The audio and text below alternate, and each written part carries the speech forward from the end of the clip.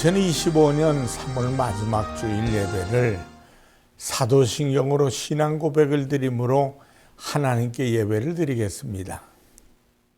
전능하사 천지를 창조하신 하나님 아버지를 내가 믿사오며 그 외아들 우리 주 예수 그리스도를 믿사오니 이는 성령으로 잉태하사 동정녀 마리아에게 나시고 본디오 빌라도에게 고난을 받으사 십자가에 못 박혀 죽으시고 장사한 지 사흘 만에 죽은 자 가운데서 다시 살아나시며 하늘에 오르사 전능하신 하나님 우편에 앉아 계시다가 저리로서 산 자와 죽은 자를 심판하러 오시리라. 성령을 믿사오며 거룩한 공예와 성도가 서로 교통한 것과 죄를 사하여 주시는 것과 몸이 다시 사는 것과 영원히 사는 것을 믿사옵나이다. 아멘. 찬송가 524장으로 영광을 돌립니다.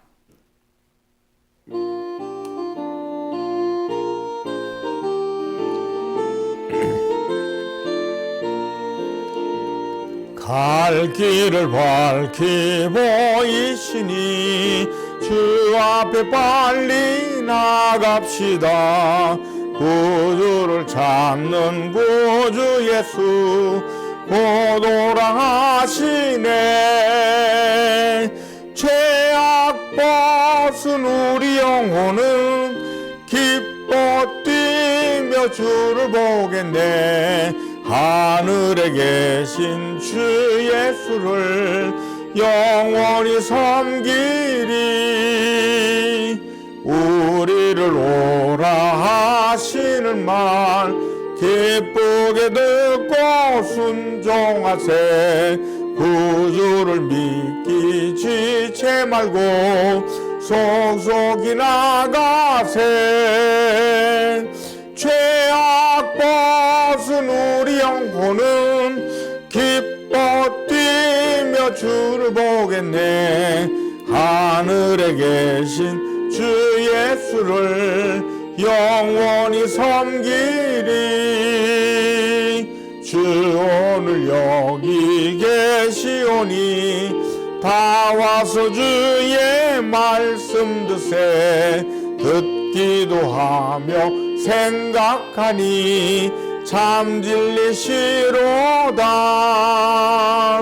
죄악 벗은 우리 영혼은 기뻐 뛰며 주를 보겠네. 하늘에 계신 주 예수를 영원히 섬기리. 기도하겠습니다. 하나님 아버지 감사합니다. 이제 3월달 마지막 주일 예배를 하나님 앞에 올려드립니다.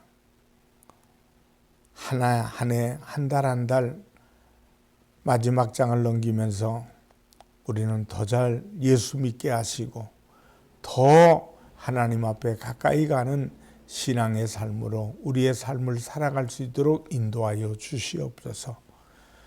말씀을 가까이 할 줄 알며 찬양을 많이 부를 수 있는 능력도 은혜도 지혜도 주시고 입술을 열 때마다 감사가 식지 않게 도와주시고 매일매일 매 순간마다 우리 평생에 하나님께 영광이 되고 많은 이웃들에게 그리스도를 전하는 행함 있는 믿음, 복된 믿음, 상급받는 믿음 되게 하여 주시옵소서. 오늘 아브라함의 신앙, 아브라함의 삶을 배우길 원하오니 주의 말씀으로 다시 한번 믿음의 조상 아브라함 믿음이 우리들의 삶 속에서 아름답게 복되게 증거될 수 있도록 도와주시옵소서. 예수님의 이름으로 기도합니다. 아멘. 하나님 말씀은 창세기 12장 1절로 3절 말씀을 보십니다. 야훼께서 아브라함에게 이르시되 너는 너의 고향과 친척과 아버지의 집을 떠나 내가 네게 보여줄 땅으로 가라. 내가 너로 큰 민족을 이루고 내게 복을 주어 내 이름을 창대하게 하리니 너는 복이 될지라. 너를 축복하는 자에게는 내가 복을 내리고 너를 저주하는 자에게는 내가 저주하리니 땅의 모든 족속이 너로 말미암아 복을 얻을 것이라 하신지라. 창세기 12장 1절로 3절을 통해 아브라함의 삶, 이런 제목으로 은혜를 나누겠습니다. 오늘은 믿음의 조상이며 복의 근원이 되었던 아브라함이 하나님 앞에 부름을 받는 사건을 통해서 귀한 은혜를 나누고자 합니다. 오늘날 하나님께서 아브라함을 부르십니다. 오늘 본문 1절을 보면 너는 너의 고향과 친척과 아버지 집을 떠나 내가 네게 보여줄 땅으로 가라. 너는 너의 고향을 버리고 친척들과 아버지마저 뒤로 하고 떠나라는 것입니다. 부모와 친척들과 고향을 뒤로 하고 떠나라는 것은 무엇을 의미합니까? 지금까지 살아오면서 쌓아놓았던 모든 것을 포기하고 정처 없이 떠나는 것입니다. 하나님은 아브라함으로 하여금 지금까지 쌓아놓은 모든 것을 버리게 하셨습니다. 부모도 집도 친척들도 친구도 모두 버려두고 오직 인도하시는 대로 가라는 것입니다. 결코 쉬운 문제가 아닙니다. 혈육을 버려야 하고 인생의 가장 큰 낙인 친구들을 모두 버리고 떠나야 한다는 것은 인생의 모든 것을 버리는 것과 다를 것이 없기 때문입니다. 우리는 여기에서 예수님이 제자들을 부르실 때와 똑같은 상황이 전개되고 있음을 알게 됩니다. 예수님이 갈릴리 바다에서 고기를 잡는 어부들을 찾아가 이렇게 말씀하십니다. 너는 나를 따르라. 주님을 따르기 위해서는 그물을 버려야 했고 배도 버려야 했으며 부모를 버려야 했습니다. 그뿐입니까? 아내를 떠나야 했고 토끼 같은 자식들을 뒤로 한 채 주님의 뒤를 따라야 했습니다. 그야말로 모든 것을 버렸습니다. 단지 몸뚱이 하나만 가지고 예수님의 뒤를 따랐습니다. 그런데 주님의 뒤를 따른 제자들에게 하나님의 놀라운 축복이 주어졌음을 압니다. 천국의 열쇠를 주셨고 하늘 보좌를 주셨으며 순교자의 영광을 그들에게 주셨고 하늘나라를 주셨습니다. 어부들을 향해 나를 따르라 명령하신 주님께서는 아브라함에게 너는 하나님의 말씀을 따르라고 명령하십니다. 갈 바를 알지 못하였으나 야훼의 말씀을 쫓아 정든 고향 땅 아버지의 집을 정처 없이 떠나는 것입니다. 그런데 여기에는 한 가지 놀라운 보장이 약속되어 있습니다. 복을 주시겠다는 것입니다. 2절 말씀을 보면 내가 너로 큰 민족을 이루고 네게 복을 주어 내 이름을 창대하게 하리니 너는 복이 될지라. 큰 민족을 이루는 복과 이름이 창대하게 되는 복을 주시겠다는 것입니다. 무엇보다도 중요한 것은 너는 복이 될지라 하셨습니다. 아브라함 너는 복 그 자체라는 것입니다. 아브라함 하면 복이고 복하면 아브라함이 되게 하시겠다는 것입니다. 직장에서는 상사가 부하 직원을 오라고 호출할 때가 있습니다. 이유는 용무가 있기 때문입니다. 누군가를 호출할 때는 반드시 용무가 있는 것입니다. 하나님께서는 우리를 늘 부르십니다. 하나님께서 우리를 호출하십니다.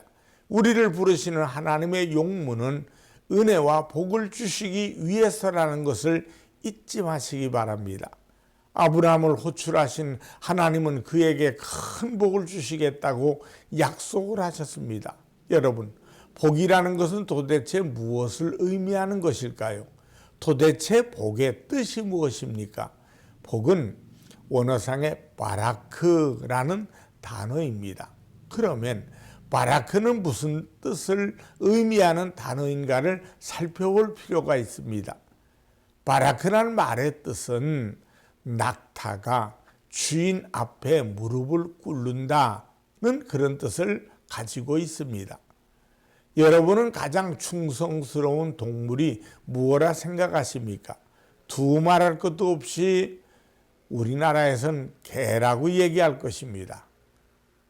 오래전 온 국민을 감동시켰던 진돗개의 일화를 우리는 오래전에 있었지만 다 알고 있습니다. 가난 때문에 팔려간 진돗개가 7개월 동안 700리를 걸어서 주인을 찾아온 감동의 실화입니다. 그래서 CF를 찍었죠. 그 진돗개가 눈이 펄펄 날리는 그런 추운 겨울에 주인이 벗어놓은 신에 엎드려 따뜻하게 했다가 주인이 나오자 일어서는 광고를 우리는 기억할 수 있습니다. 이처럼 개는 주인에게 감동적으로 충성하는 동물입니다. 그런데 이 개보다도 더 충성스러운 동물이 있다고 합니다. 세계적으로 동물 중에서 주인에게 가장 충성하는 것은 낙타라고 말합니다. 오래전 저는 이스라엘 성지 순례를 다녀오게 되었는데 그 시내산을 오를 때입니다. 아직 어두움이 짙게 깔려서 아직 새벽 2시 조금 넘었는데 시내산을 오르게 되었습니다. 그런데 그 산이 가파른 데다가 모두 돌로 된 산이라 등반하기가 참 여간 어렵지 않습니다. 어느 지점에 도달하니까 거기에는 현지 사람들이 낙타를 데리고 기다리고 있다가 돈을 내는 사람들을 이제 낙타 등에 태워서 등반해 줍니다. 시내산을 오르기 시작하는데 낙타는 아무 말 없이 너무나 온순한 모습으로 자신에게 저를 태우기 위해서 두벅두벅 태우고서는 유유히 산을 오르는 것을 보았습니다. 그 당시 저희 체중은 90kg가 넘었습니다. 무거운 저를 태우고도요, 높은 돌산을 무겁다 하지 않고 유유히 오르는 낙타의 그 모습은 제게는 큰 감동이 되고 고마웠습니다. 여러분, 주인에게 충성하는 동물들이 많습니다. 개도 그렇고 말도 그렇습니다. 충성스러운 말은 전쟁터에서 주인이 죽으면 그 자리를 떠나지 않는다고 합니다. 그리고 혼잡한 전쟁터에서 달리면서도 땅에 떨어진 사람을 밟지 않는다고 합니다. 그러나 세계적으로 가장 충성스러운 동물을 친다면 낙타라고 얘기를 합니다. 오래전에 CBS 노컷 뉴스는 중동 매체 알 아라비아가 전한 기사를 실었습니다. 그 기사 내용은 이렇습니다. 사우디아라비아에서 낙타 행렬이 진행되고 있었습니다. 알 사바이는 친구들과 무심코 이야기를 나누고 있었습니다. 그런데 행렬하고 있던 낙타 한 마리가 알 사바이의 목소리를 듣고 세워져 있는 자동차들 사이를 뚫고 다가와서 목으로 휘감아서, 그리고 휘감아 너무나도 그립다고 하는 표현을 하면서 포옹을 해옵니다. 아마도 긴 시간을 그렇게 포옹하고 부비고 했던 모양입니다. 그 모습이 얼마나 감동적이었는지 누군가가 사진을 담았습니다. 알사바이는 7개월 전에 이 낙타를 팔았다고 합니다. 그런데 길을 지나던 이 낙타가 옛 주인의 목소리만을 듣고도 장애를 넘어 찾아와서 목으로 포옹하고 서로 부으며 정을 나누는 것입니다. 이 기사를 접한 모든 사람들이 감동을 받았습니다. 알사바이는 낙타에 대해서 이렇게 말합니다. 낙타는 단순한 운송수단이 아니다. 낙타는 매우 충성스럽다. 성경에서 말하고 있는 복이란 말이 과연 복은 무엇일까요? 복은 원어에서 바라크입니다. 낙타가 주인 앞에 무릎을 꿇듯이 하나님 앞에 무릎을 꿇는 성도의 삶이 바로 복이라는 것입니다. 돈을 많이 벌고 배부른 게 먹는 것이 참 복일까요? 아닙니다. 참된 복은 주인 앞에 무릎을 꿇는 낙타처럼 하나님 앞에 무릎을 꿇는 성도의 삶인 것을 믿으시기 바랍니다. 그렇다면 우리가 주님 앞에 무릎을 꿇는다는 것은 무엇을 의미하는 것일까요? 첫째, 나를 도우실 분은 주님밖에 없음을 고백하는 행위입니다. 과거 이스라엘 백성은 하나님 앞에 매우 교만한 사람들이었습니다. 죄를 범하면서도 회개할 줄 몰랐고 하나님의 도움 없이도 얼마든지 해낼 수 있다고 생각했습니다. 오히려 아수르와 같은 힘 있는 나라를 믿을 망정 하나님을 의지하지 않았습니다. 그러다가 결국 하나님의 심판을 받고 온갖 괴로움과 고통을 당했습니다.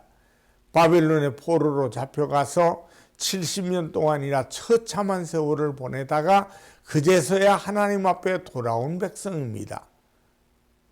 사랑하는 성도 여러분, 주님 앞에 무릎을 꿇는다는 것, 이것은 보통 큰 복이 아니라는 것을 아셔야 합니다. 시편 146편 3절의 말씀해 보니까 귀인들을 의지하지 말며 도우림이 없는 인생도 의지하지 말지니라 라고 말씀하고 있습니다. 귀인들을 의지하지 말고 도우림이 없는 인생도 의지하지 말며 오직 주님께만 도우심을 바라라는 말씀입니다.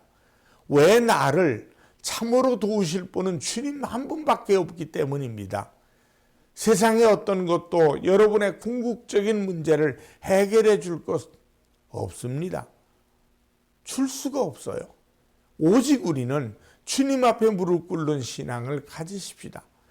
이것이 진정한 참된 복인 것을 믿으시기 바랍니다. 둘째, 주님께 전적으로 내 인생을 맡긴다는 뜻입니다. 시편 37편 5절로 6절에 보면 내 길을 야훼께 맡기라. 그를 의지하면 그가 이루시고 내 의를 빛같이 나타내시며 내 공의를 정오의 빛같이 하시리로다. 하나님 앞에 인생을 맡긴다는 것, 이것은 하나님의 은총과 영광에 동참하게 되는 복을 얻게 됩니다. 잠언 28장 14절에는 항상 경외하는 자는 복되거니와 마음을 완악하게 하는 자는 재앙이 빠지리라 라고 했습니다. 하나님을 경외하는 자는 복되다 하셨는데 경외하는 것이 뭡니까? 두렵고 떨림으로 공경하는 것을 의미합니다. 즉 낙타가 주인을 태우기 위해 앞에서 무릎을 꿇는 것과 같이 주님 앞에 무릎을 꿇고 주님의 무릎을 꿇은 자리에서 주님의 뜻을 구하는 자세를 갖는 것이 복입니다. 주님 앞에 무릎을 꿇고 하나님을 경외하는 자는 복됩니다. 여러분이 갖고 있는 복의 기준이 무엇입니까? 물질입니까? 아니면 그리스도 자체입니까? 주님이 지나면 오늘 그분 앞에 겸손히 물어보십시오.